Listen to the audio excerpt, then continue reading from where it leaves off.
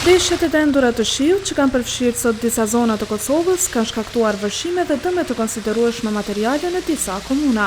Mes tyre është prekur edhe qyteti i Prizrenit dhe fshatrat përreth. Komandanti i batalionit të brigadës së zjarfikësve në Prizren, Feyzullah Berisha, foli për gjendjen aktuale dhe intervenimet e realizuara gjatë ditës së sotme në këtë komunë.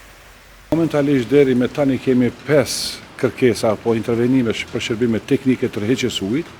Kryesisht kemi të bëjmë me përmbytje apo vërshime të ujit, shkarkimit nga tubacionet e ujit të cilat nuk po mundën të zbrazin ato, atëherës po kthehen në tubacione dhe po hyjnë brenda. Momentalisht një ekip është në pjesën e Vrinit, Vlashne, 2 ekipe kanë qenë jashtë qytetit, domethënë lagjen Arbana dhe afër stacionit derivateve Spahiu.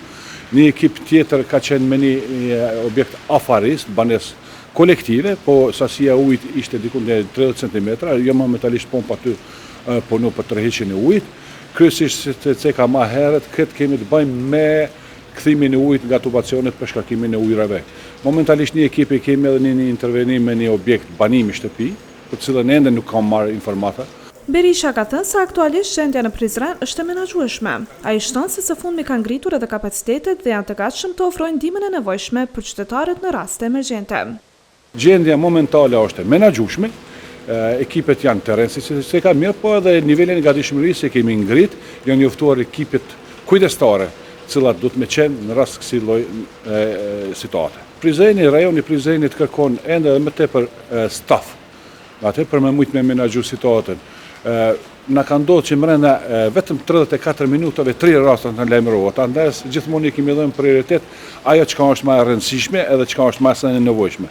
Momentalisht nuk kemi të bëjmë me rreziqet e njerëzve, që rrezikohet jeta e njerëzit. Normalisht do të ketë dëme materiale, mirë po mundohemi të atë të jenë minimale.